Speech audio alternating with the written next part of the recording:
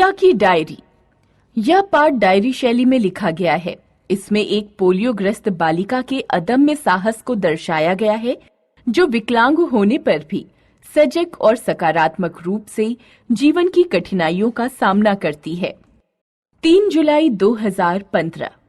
आज स्कूल से लौटते समय मेरा ध्यान मेरी ही हमउम्र की एक लड़की पर गया, जो सड़क किनारे पत्थरों से खेल रही थी। अक्सर उस तरफ से निकलते समय सभी का हाथ बरबस ही नाक पर चला जाता था, क्योंकि पास में बना कूड़ा घर हवा में अजीब सी बदबू फैला देता था। लेकिन उसके पास ही मजदूरों की बस्ती में रहने वाले लोग उस गंदगी को सहन भी कर रहे थे और अपना जीवन निर्वाह भी कर रहे थे। इसी बस्ती की एक लड़की अक्सर मुझे पेड़ के नीचे खेलती नजर आती थी। आज मेरी नजर उसकी नजर से टकराई तो उसके चेहरे पर एक हल्की सी मुस्कान आ गई।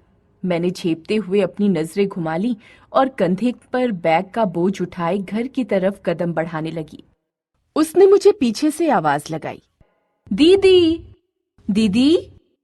मैंने पलटकर हैरानी से देखा। पहचाना? मैं कमला की बेटी नीलू हूं। मैं हैरानी से उसे घूरने लगी। हाँ, ये तो कमला जैसी ही लग रही है। मैं मन ही मन सोचने लगी, लेकिन इसने मुझे कैसे पहचाना? मैंने पूछा, पर तुमने मुझे कब देखा? मैं तो तुम्हें नहीं पहचानी। हाँ, जानती हूँ आप मुझे नहीं पहचानी। मैं अक्सर माँ के साथ आती थी। मेरे एक पैर में पोलियो हो गया है ना, इसलिए मैं बैसाखियों के सहारे चलती हूँ। कभी कभी मैं भी माँ के साथ आपके घर जाती हूँ।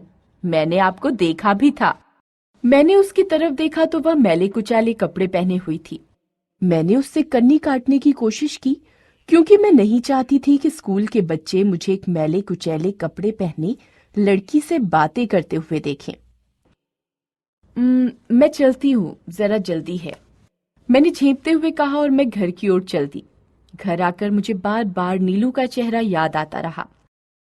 7 जुलाई 2015। आज नीलू से मेरी मुलाकात फिर हुई। सुबह सुबह ही वह अपनी माँ के साथ आई हुई थी। पता नहीं क्यों मेरा उसकी तरफ देखने को मन ही नहीं किया। मैं चुपचाप स्कूल के लिए तैयार होने लगी। तभी पीछे से आवाज सुनाई दी, दीदी, क्या आप स्कूल के लिए तैयार हो रही हो? मुझे उसकी बात का उत्तर देने का मन ही नहीं था, पर फिर भी मैंने सिर हिलाकर हामी भरी। वह चुपचाप जाकर रसोई में एक कोने में बैठ गई। मैं पापा का इंतजार कर ही रही थी कि तभी पापा मम्मी से बोले, अरे मेरा लंच देना, मुझे देर हो रही है। मम्मी पापा को लंच देने में व्यस्त हो गईं। मैं भी स्कूल जाने को तैयार थी। हर रोज मैं और नितेश पापा के साथ ही स्कूल के लिए निकलते थे। 8 जुलाई 2015। आज नीलू फिर अपनी माँ के साथ हमारे घर आई। शाम का समय था। मैं अपना गृह कार्य कर रही थी। तभी नीलू ने आकर मुझसे कहा, दीदी, आप मुझे पढ़ाओगी? मैं कैसे? मैंने हिचकिचा कर पूछा। बस आप मुझे अपनी पुरानी किताबें दे दो। मैं पढ़ना लिखना जानती हूँ। मेरी बस्ती में एक दीदी आती हैं, उन्होंने मुझे हिंदी वर्णमाला सिखाई थी। धीरे धीरे शब्द जोड़कर मैं पढ़ भी लेती हूँ। मैं पहले हिचकिचाई, लेकिन उसकी पढ़ने की तीव्र इच्छा को देखकर मैंने अपनी पुरानी किताबें उसे दे दी। साथ ही ये कोशिश भी की कि मेरा हाथ उसके हाथ से छू न जाए। उन किताबों को पाकर नीलू की खुशी का ठिकाना ही नहीं रहा। 15 जुलाई 2015। आज तेज बारिश हो रही थी। मुझे तेज बुखार था। पापा मुझे डॉक्टर के पास ले गए थे। उन्होंने बहुत सी दवाइयां देते हुए कहा था, जल्दी ठीक हो जाओगी। घर लौटकर मैं खिड़की से काले घुमड़ते बादलों को देख रही थी कि तभी नीलू ने कमरे में प्रवेश किया। क्या हुआ दीदी, बीमार हो? हाँ, और क्या, तभी तो लेटी हूँ, मैंने मुंह बनाते हुए जवाब दिया। नीलू सहम गई और थोड़ी देर चुपचाप वहीं खड़ी रही। मैंने उसकी तरफ से नजरें हटा ली और आकाश की ओर देखने लगी, जहां से नन्ही नन्ही बारिश की बूंदें छलक रही थीं। नीलू भी कमरे से बाहर चली गई।